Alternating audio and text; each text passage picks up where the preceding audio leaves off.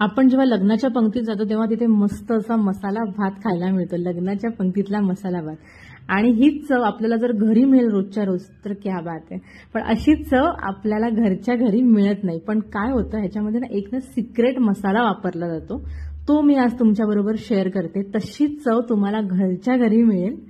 त्याकरता तुम्हाला लग्नाच्या पंक्तीची वाट बघावी लागणार नाही. हे बघा केवढा सुंदर असा आपला भात झालेला आहे. तर चला वेळ न वाया घालवता पटकन रेसिपीला सुरुवात करूया. तर सर्वात पहिले इथे मी अर्धा किलो बासमती तांदूळ घेतलेला आहे. हा तुम्ही कोणताही म्हणजे कुठल्याही ब्रँडचा घेतला तरी सुद्धा चालेल, असं काही स्पेसिफिक ब्रँड वगैरे असं काही नाहीये. तर इथे तुम्ही अर्धा किलो तांदूळ घ्यायचा आहे. त्यानंतर आता मी हा 2 ते 3 पाण्यातून स्वच्छ असा धुवून घेणार आहे, कारण तांदळावरती जे पण असं धूळ वगैरे असते ती सगळी निघून जाते. त्याच्यामुळे आता मी हा 2 ते 3 पाण्यातून मस्त असा धुवून घेणार आहे. तर आता इथे आपल्याला एक मसाला तयार करायचा. त्याच्याकरता इथे मी घेतले धणे, बडीशोप, चक्रीफूल, दालचिनी, मिरे, हिरवी वेलची, लवंग, जिरं आणि जावित्री. तर आता हा सर्व मसाला आपल्याला भाजून घ्यायचा आहे, पण थोडासा परतवून घ्यायचा आहे स्लो गॅसवरती. त्याकरता इथे मी घेतलेले एक छोटासा पॅन, त्याच्यामध्ये सगळे मसाले टाकून घेते आणि स्लो गॅसवरती तुम्हाला हे मसाले आहेत ना सुगंध सुटेपर्यंत असे मस्त परतवून घ्यायचे, जेणेकरून याचा मसाल्यांचा सुगंध असा बाहेर मस्त सुटला पाहिजे. आता मसाले छान परतवून झालेत आपले, तर तुम्ही बघू शकता इथे. ते काढून घेते मी आता एका पॅनमध्ये. त्यानंतर त्याच पॅनमध्ये मी ना ओलं खोबरं घेतलंय थोडंसं, ते पण आपल्याला थोडंसं असं ना चटका लागेपर्यंत भाजून घ्यायचे, सर्व साईडने असं मस्त परतवून घ्यायचे.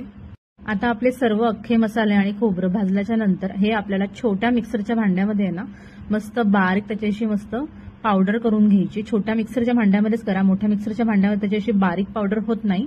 तर हे बघा हा तो मसाला तयार झालेला आहे, जो लग्नाच्या पंक्तीमध्ये ना आपल्याला चव लागते ना भाताची, ती सेम ह्याच मसाल्यामुळे लागते. तर हा मसाला आपण घरच्या घरी तयार करून घ्यायचा आहे. त्यानंतर आता मी इथे घेतलेले आहे पातेलं.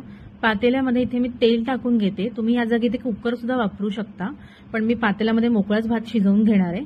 त्याच्यामध्ये तेल गरम झालं की आपल्याला घालायची मोहरी. मोहरी आपल्याला छान मस्त अशी तडतडू द्यायची. त्यानंतर त्याच्यामध्ये घालायचे तेजपत्ता आणि चक्रीफूल. हे सुद्धा आपल्याला मस्त सुगंध सुटेपर्यंत असं परतवून घ्यायचे.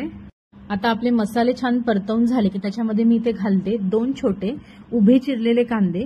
कांदा उभाच चिरायचा, त्याच्यामुळे ना आपल्या भातामध्ये ना एक छान प्रकारे ना अशी एक डिश छान सर्व करायला होते. तर तुम्ही असा उभाच कांदा चिरून घ्या, हे बघा अशा प्रकारे. आणि तो आता सर्व असा मोकळा करून आहे ना तेलामध्ये छान असं मस्त 1-2 मिनिट परतवून घ्यायचे. हे बघा आपला कांदा पण छान आता मस्त परतवून झालेला आहे, तुम्ही बघू शकता इथे.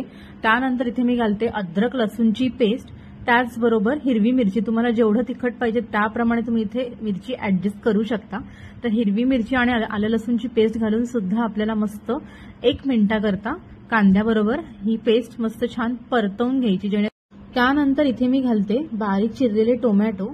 टोमॅटो सुद्धा आपल्याला एकदम असा गळेपर्यंत परतवून घ्यायचंय. स्लो गॅसवरती तुम्हाला हे सर्व प्रोसेस करायची. तर असं कंटिन्यू परतवत आपल्याला हे टोमॅटो असे मस्त परतवून घ्यायचे. आता आपले टोमॅटो पण छान मस्त शिजलेले आहेत. त्यानंतर इथे मी घालते गाजराचे तुकडे, त्याचबरोबर शेंगदाणे, वाटाणे, फ्लॉवर आणि बटाटे. फ्लॉवर मी थोडेसे बॉईल करून घेतलेत. तर हे सुद्धा मी सर्व असं घालून घेते याच्यामध्ये. तुम्हाला आवडतात त्या भाज्या तुम्ही इथे घालू शकता. तर हे सर्व मिश्रण जे आहे ना ते आता आपल्याला मस्त असं मिक्स करून घ्यायचंय. सर्व मिक्स केल्याच्या नंतर इथे आपल्याला घालायचे थोडेसे मसाले. त्यात मी घालते काश्मीरी पावडर, हळद पावडर आणि आपण तेव्हा बारीक केलेला तो मसाला.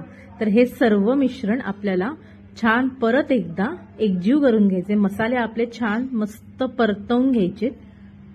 त्याचबरोबर इथे घालायची बारीक चिरलेली कोथिंबीर. ही सुद्धा आपल्या मसाल्याबरोबर छान अशी मस्त मिक्स करून घ्यायची.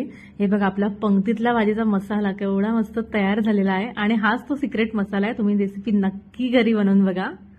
आता आपल्याला याच्यामध्ये घालायचे बासमती तांदूळ. तेव्हा आपण धुवून ठेवले होते, हे बघा थोडेसे कोरडे झालेत ते.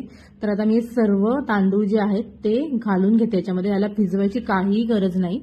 तर सर्व तांदूळ घातल्याच्या नंतर आपल्याला हे छान परत एकदा असं मस्त मिक्स करून घ्यायचे. आता आपल्याला ह्याच्यामध्ये घालायचे गरम पाणी. तुम्ही इथे थंड पाणी घालू नका, गरम पाणीच घाला. त्याच्यामुळे आपल्या भाताच्या चवीमध्ये अजिबात फरक पडत नाही. त्यानंतर याच्यामध्ये घालायचे चवीपुरतं मीठ. मीठ घालून आपल्याला परत एकदा पुन्हा मिक्स करून घ्यायचे. मसाल्या भाताचा एवढा छान सुगंध सुटलेला आहे ना किचनमध्ये.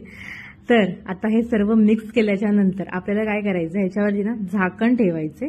झाकण ठेवून याला अधूनमधून आहे ना परतवत राहायचं, असं हलवत राहायचे, जेणेकरून आपला तांदूळ आहे ना प्रॉपर शिजला पाहिजे. हे बघा, आता मी एक 10 मिनिटांनी झाकण ओपन केलेलं आहे. त्याच्यानंतर हे बघा, अजून आपला तांदूळ अजून कच्चा आहे, अजून शिजलेला नाहीये. आता मला ह्याच्यामध्ये परत पाण्याची गरज लागणार आहे. तर आता मी ह्याच्यामध्ये परत थोडंसं पाणी घालून घेते. तुमचा तांदूळ जेवढं पाणी घेतो तेवढं तुम्ही ह्याच्यामध्ये पाणी घालायचंय. पाण्याचं असं काही परफेक्ट मेजरमेंट नाहीये. तर हे बघा, जास्त चिकट पण तांदूळ झाला नाही पाहिजे, हे लक्षात ठेवा फक्त. आता परत पाणी घातल्याच्या नंतर पुन्हा एकदा मिक्स करून आपल्याला झाकण एक 5 ते 10 मिनिटाकरता ठेवून द्यायचं ह्याच्यावरती. त्यानंतर आपला मसाला भात जो आहे तो तयार होणार आहे मस्त.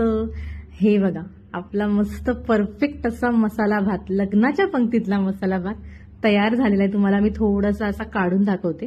हे बघा, अशा प्रकारे केवढा मस्त असा सुगंध सुटलेला आहे किचनमध्ये मस्त मसाला भाताचा. तर तुम्ही ही रेसिपी नक्की घरी बनवून बघा. तर जर तुम्हाला ही रेसिपी आवडली असेल तर व्हिडिओला प्लीज एक लाईक, शेअर आणि सबस्क्राईब करा.